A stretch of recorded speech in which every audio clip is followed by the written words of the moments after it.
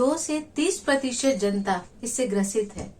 50 से 70% बुजुर्ग इससे परेशान है। दोस्तों, इसको हम कहते हैं कब्ज। आज की मैं अपनी वीडियो में इसी के बारे में आपको डिटेल में बताने वाली हूँ, इसका ट्रीटमेंट बताने वाली हूँ। मैं doctor Anand in doctor Anand suggestion. चलिए वीडियो शुरू करते हैं।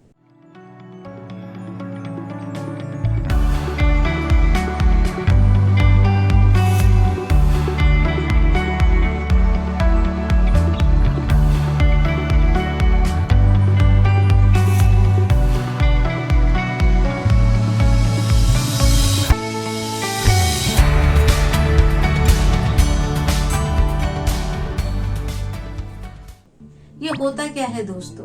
पहली चीज आपको ये जानना जरूरी है कि ये डिजीज नहीं है, ये एक लक्षण है, ये एक सिम्टम है जिसे हम कब्ज कहते हैं। ये बेसिकली 5 टाइप से हमें दिख सकता है। अगर हार्ड स्टूल है, अगर आपको जो मल आ रहा है वो बहुत सख्त है, अगर आपको मल पास करने में बहुत ज्यादा जोर लगाना पड़ रहा है, या आपको स्टूल पास करने में बहुत ज्यादा पेन हो रहा है, और इन सारी दिक्कतों के साथ आपके पेट में आपको फुलावट महसूस होती है, भारीपन महसूस होता है। इनमें से अगर कोई भी 4-5 चीजें आपको दिख रही हैं, इन सबको हम कब्ज कहते हैं। दोस्तों, हाइपर एसिडिटी होना, जलन होना, ये एक अलग प्रॉब्लम होता है। इसे हम कब्ज के साथ इंक्लूड नहीं करते हैं। कॉन्स्टिपेशन में बेसिकली हम स्टूल के बारे में बात करते हैं, जिसे हम मल कहते हैं। स्टूल हार्ड है, कैसा है, इजीली पास हो रहा है या नहीं हो रहा है। अब इसका जो कॉज है वो बेसिकली हम 2 टाइप में डिवाइड करते हैं, प्राइमरी और सेकेंडरी। प्राइमरी ही सबसे ज्यादा कॉमन कॉज है, जिसमें हमको ये पता नहीं लगता है कि बेसिकली इसके अंदर कॉज क्या है। हमें कोई डिजीज नहीं दिख रही है, अल्ट्रासाउंड हम करवा चुके हैं, एक्सरे हम करवा चुके हैं, हमें आंतों में कुछ नहीं दिख रहा है, हमें कहीं और कोई प्रॉब्लम शो नहीं हो रहा है, पर फिर भी पेशेंट ग्रस्त है कॉन्स्टिपेशन से। उसका पेट साफ नहीं हो पा रहा है, उसको स्टूल हार्ड आ रहा है। सेकेंडरी होता है जो किसी डिजीज से या मेडिसिन से रिलेटेड होता है। अगर किसी को थायराइड है, डायबिटीज है, या वो हाइपरटेंसिव है, हाइपरटेंसिव जो इनका बीपी हाई रहता है उसे हम हाइपरटेंशन कहते हैं, वो डायूरेटिक पे होता है उस वजह से, या कोई डिप्रेशन में है, वो डिप्रेशन की मेडिसिन ले रहा है, तो इन सारी कंडीशन में मेडिसिन लेने की वजह से उसको कॉन्स्टिपेशन हो सकता है। और हाइपोथायराइडिज्म और डायबिटीज कुछ ऐसी डिजीजेज हैं जिसमें उसको कॉन्स्टिपेशन की प्रॉब्लम आती है। तो आज बेसिकली मैं जिस पे बात करने वाली हूँ दोस्तों, वो है प्राइमरी कॉन्स्टिपेशन, जिसमें हमें ये नहीं पता कि हमारे साथ ये सारी प्रॉब्लम्स क्यों हो रही हैं। इसके ट्रीटमेंट पे मैं खुल के बात करूंगी दोस्तों, लेकिन इसके साथ साथ मैं आपको सबसे पहले ये बताना चाहती हूँ, जो मैंने अपनी प्रीवियस वीडियो में भी बताया था, जो मैंने पाइल्स पे बनाया था बवासीर पे, आप उस लिंक पे क्लिक करके देख सकते हैं कि हमें करना क्या है अपने पेट को नॉर्मल रखने के लिए, अपना डाइजेशन अच्छा करने के लिए। अगर हम फाइबर खाते हैं, फाइबर हमें ग्रीन वेजिटेबल्स में, हरी सब्जियों में, फल में बहुत मिलता है। गाजर खाइए, मूली खाइए, सीजनल वेजिटेबल्स खाइए, उससे आपको फाइबर बहुत मिलेगा। फल खाइए, फल का जूस लेना चाहें लीजिए, उससे आप हाइड्रेटेड रहेंगे, लेकिन एक पूरा फल जरूर खाइए, उससे हमें फाइबर बहुत अच्छे से मिलता है। फाइबर हमारी आंतों के लिए बहुत अच्छा होता है दोस्तों, उससे हमें कॉन्स्टिपेशन का, कब्ज का प्रॉब्लम होना काफी हद तक कम हो जाता है। दिन में 3 लीटर पानी जरूर पीजिए। एक्सरसाइज करिए, 15 मिनट एक्सरसाइज करने से आप अपनी बॉडी को फिट रख सकते हैं, अपनी आंतों की मूवमेंट को फिट रख सकते हैं। वॉक करिए अगर आप एक्सरसाइज नहीं कर सकते हैं तो। जो बुजुर्ग वॉक नहीं कर पाते हैं, जिनको वॉक करने में दिक्कत है अर्थराइटिस की वजह से या वीकनेस की वजह से, वो बैठे बैठे योगा कर सकते हैं। योगा से भी हमारे आंतों का मूवमेंट बहुत अच्छा हो जाता है। और खाना खाने के बाद आप लेटे नहीं, कोशिश करें 15 मिनट या 20 मिनट वॉक जरूर करें। खाना खाने के बाद लेटने से भी हमारी कब्ज की प्रॉब्लम बढ़ जाती है। अब इसके ट्रीटमेंट पे मैं खुल के बात करूंगी दोस्तों। मेरी आपसे रिक्वेस्ट है कि आप सिम्टम्स को ठीक से सुने। जो सिम्टम आपके साथ चल रहा है, जो प्रॉब्लम आपके साथ चल रही है, उससे ही रिलेटेड मेडिसिन आप लेंगे, आपको बहुत राहत महसूस होगी। और ऐसा नहीं है कि आपको लंबे समय तक मेडिसिन खानी पड़ेगी तब कहीं आपका पेट ठीक होगा। आप 2 या 3 डोज लेंगे, उसमें ही आपको कब्जियत से बहुत राहत महसूस होगी, आपकी भूख अच्छी होगी, आप अच्छा फील करेंगे।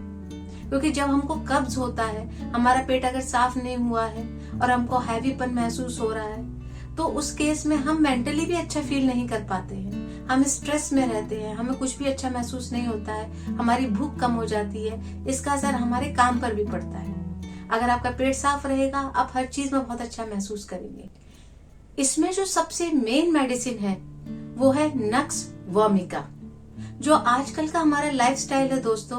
हम घंटों बैठे कंप्यूटर पे काम करते हैं, जो लोग सिटिंग जॉब करते हैं, ऑफिस जॉब करते हैं, जो 10-10 घंटे तक एक सीट पे बैठ के काम करते हैं, जिनके पास इतना टाइम नहीं है कि वो थोड़ा सा बीच में वॉक कर पाए। अपने स्ट्रेस को कम करने के लिए वो रेगुलर चाय पीते रहते हैं या कॉफी पीते रहते हैं। अगर ऐसे लोगों को कॉन्स्टिपेशन है क्योंकि उनकी दिनचर्या इस तरीके से है, तो वो नक्स वोमिका 30 सुबह शाम लें, 3 दिन तक लें या 4 दिन तक लें। जब उनको लगे कि अब उनका कॉन्स्टिपेशन ठीक हो गया है, वो इस मेडिसिन को स्टॉप कर दें। इसमें एक मेन और सिम्टम है दोस्तों, अगर किसी के साथ ऐसी दिक्कत है कि उसको लग रहा है कि उसको स्टूल पास होगा, उसको अर्ज हो रही है, पर वो जा रहा है पर उसका स्टूल पास नहीं हो रहा है, पर उसको अर्ज है, ऐसी कंडीशन में नक्स वोमिका की 1 डोज 30 में 1 डोज थोड़े से पानी में डालकर लें और उसको ऐसा प्रॉब्लम होना उसी वक्त बंद हो जाएगा। आजकल के लाइफस्टाइल को देखते हुए नक्स वोमिका बहुत अच्छी मेडिसिन है। नक्स वोमिका 30 को आप सुबह शाम ले सकते हैं। ये मेडिसिन बुजुर्गों में भी बहुत अच्छा काम करेगी, क्योंकि अपने नीज में पेन होने की वजह से या कोई हार्ट डिजीज होने की वजह से या वॉक न कर पाने की वजह से वो मूव नहीं कर पाते हैं, जिसकी वजह से उनको कॉन्स्टिपेशन होता है। तो मूवमेंट की वजह से अगर आपको कॉन्स्टिपेशन हो रहा है क्योंकि आप मूव नहीं कर पा रहे हैं, उस केस में भी नक्स वोमिका बहुत अच्छा काम करती है दोस्तों। और नक्स वोमिका उन लोगों के लिए भी बहुत ज्यादा बेनिफिशियल है जो लोग मेडिसिन लेते हैं और उन्हें मेडिसिन की वजह से कॉन्स्टिपेशन हो रहा है, जैसे कि कोई हाइपरटेंशन की मेडिसिन ले रहा है या डिप्रेशन की मेडिसिन ले रहा है या डाययूरेटिक्स ले रहा है या कोई ऐसी मेडिसिन जिससे उनको कॉन्स्टिपेशन का दिक्कत आ सकता है, पर उनको वो लेना बहुत जरूरी है, वो मेडिसिन भी नहीं छोड़ पा रहा है। इस केस में अगर वो नक्स वोमिका 30 सुबह शाम लेगा तो उसको कब्ज का प्रॉब्लम नहीं होगा। तो प्लीज अपने सिम्टम को जज करिए, सही सिम्टम पे सही मेडिसिन लीजिए। होम्योपैथी हमेशा एक्ट करती है। अब हमारी दूसरी मेडिसिन है दोस्तों nitric acid. Nitric acid medicine उन पेशेंट को दिया जाता है, उस सिम्टम पे दिया जाता है जब आपको स्टूल पास करने में, स्टूल करने में बहुत पेन हो रहा है और उसके बाद भी कटिंग पेन महसूस हो रहा है अपने गूदा पार्ट में, अपने एनस में। इसका स्टूल, अगर आज स्टूल बहुत ज्यादा हार्ड होता है, शीप डंग टाइप होता है, जैसे बकरी का स्मॉल बॉल लाइक स्टूल होता है, ऐसा स्टूल इसमें दिखेगा और उसको स्टूल पास करने में बहुत पेन होगा। किसी के भी साथ अगर ऐसा सिम्टम है कि उसका स्टूल बॉल लाइक है, उसको स्टूल पास करने में पेन हो रहा है, उसके बाद भी कटिंग पेन हो रहा है अपने एनस में, वो नाइट्रिक एसिड 30 सुबह शाम ले, 2 डोज में वो बेटर फील करेगा। उसके बाद वो दिन में 1 बार ले या हफ्ते में 1 बार ले, ज्यादा लेने की जरूरत नहीं है।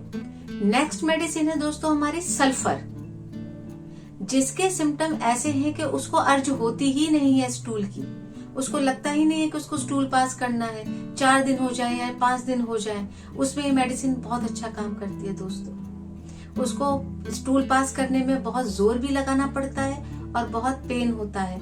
अगर ऐसा किसी के साथ सिम्टम है कि उसको अर्ज नहीं हो रही है, उसको लग ही नहीं रहा है कि उसको स्टूल पास करना है, तो वो सल्फर मेडिसिन ले सकता है। सल्फर 30 को सुबह शाम ले। अब जो मेडिसिन है वो है चैलिडोनियम 30। चैलिडोनियम मेडिसिन हम तब देते हैं दोस्तों जब किसी को कॉन्स्टिपेशन हो रहा है और उसका रीजन उसका लिवर है, उसका लिवर अनहेल्दी है।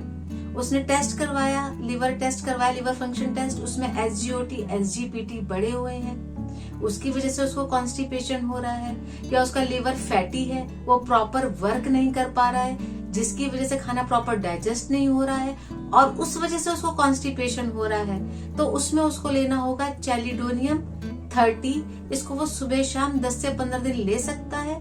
उसका लिवर भी हेल्दी हो जाएगा और उसकी कब्जियत की प्रॉब्लम भी सॉल्व हो जाएगी। अब जो मेडिसिन है वो है कॉलिनसोनिया। कॉलिनसोनिया दोस्तों हम तब देते हैं जब कॉन्स्टिपेशन के साथ उसको बवासीर की दिक्कत है, पाइल्स की दिक्कत है। अगर उसके स्टूल में ब्लड आ रहा है और उसको बवासीर पेन हो रहा है, बवासीर के जो सिम्टम मैंने अपनी लास्ट वीडियो में बताए थे बवासीर में, वो आप देख सकते हैं लिंक पर क्लिक करके। अगर ऐसा प्रॉब्लम आ रहा है तो वो कॉलिनसोनिया 30 सुबह शाम ले 7 डेज तक ले। अब है साइलिशिया 30। दोस्तों साइलिशिया मेडिसिन बच्चों में बहुत अच्छा काम करती है। बच्चों में कॉन्स्टिपेशन बहुत कॉमन होता है। अगर किसी बच्चे को बहुत ज्यादा कॉन्स्टिपेशन है, वो स्टूल हफ्ते में सिर्फ 1 या 2 बार ही पास करता है, बहुत हार्ड स्टूल पास करता है और स्टूल पास करते वक्त वो रोता है क्योंकि उसको पेन हो रहा है। कई बार बच्चा नहीं बता पाता लेकिन वो रोता है। आप उसके रोने से जज कर सकते हैं कि उसको स्टूल में बहुत पेन हो रहा है। और जो उसका स्टूल का कैरेक्टर होगा वो शीप डंग टाइप होगा, जैसा बकरी का स्टूल होता है, small balls type, hard stool. ये पहचान होता है दोस्तों इस चीज का कि उसको कॉन्स्टिपेशन बहुत सीवियर है, बहुत ज्यादा है। ऐसे केस में हम देते हैं साइलिशिया 30 सुबह शाम ले। वो उसको इस प्रॉब्लम से राहत मिल जाएगी, उसका पेट खुल के साफ होगा। अगर किसी को ऐसा प्रॉब्लम है कि उसको स्टूल पास हो रहा है लेकिन प्रॉपर्ली नहीं हो पा रहा है और रिसीड बैक हो रहा है, वापस जा रहा है, तो उस केस में भी साइलिशिया 30 बहुत अच्छा काम करती है। वो उसके पेट को पूरी तरीके से साफ करेगी, उसकी कब्जियत को दूर करेगी। अब जो मेडिसिन है वो है थूजा। थूजा में भी सेम सिम्टम्स आते हैं, बहुत हार्ड स्टूल होता है, पेन होता है स्टूल पास करते हुए। इसका जो एक मेन सिम्टम है दोस्तों, वो ध्यान रखने वाली बात है कि अगर किसी का स्टूल इतना हार्ड है कि उसको अपनी फिंगर से उसको इवैक्यूएट करना पड़ रहा है, फिंगर से निकालना पड़ रहा है, उस केस में वो थूजा ले, वो सुबह शाम ले, वो बेटर फील करेगा। उसको इस तरीके से मैकेनिकली रिमूव करने की जरूरत नहीं पड़ेगी। अब जो मैं मेडिसिन बताने वाली हूँ वो है एलुमिना। एलुमिना में कुछ मेन सिम्टम ऐसे हैं जो बहुत कॉमन है। एक जो कब्जियत है, स्टूल जो है वो स्ट्रेन के साथ निकल रहा है, आपको बहुत ज्यादा स्ट्रेन करना पड़ रहा है, बहुत ज्यादा जोर लगाना पड़ रहा है, उसके बाद भी वो नहीं आ रहा है। इसमें जो बेसिक कॉज होता है, आपका रेक्टम इनएक्टिव होता है। रेक्टम में मूवमेंट होती है तो हमारा स्टूल बाहर आता है, लेकिन अगर आपका रेक्टम इनएक्टिव है तो वो स्ट्रेन लगाना पड़ता है, जोर लगाना पड़ता है, लेकिन फिर भी वो बाहर नहीं आ पा रहा है। जरूरी नहीं है कि वो हार्ड स्टूल है तभी नहीं आ रहा है, सॉफ्ट स्टूल भी निकालने में उसको दिक्कत हो रही है, पेशेंट को बहुत प्रॉब्लम हो रही है, वो फिर भी नहीं निकल पा रहा है। उस केस में हम देते हैं एलुमिना 30। बच्चों में बहुत अच्छा काम करती है होम्योपैथी। आप 2-3 मेडिसिन याद रखिएगा बच्चों के लिए, चैलिडोनियम, साइलिशिया, एलुमिना, कैलकेरिया कार्ब। ये 4 मेडिसिन ऐसी हैं जो बच्चों में कॉन्स्टिपेशन में बहुत अच्छा काम करती है। बच्चों को इससे बहुत रिलीफ मिलेगा।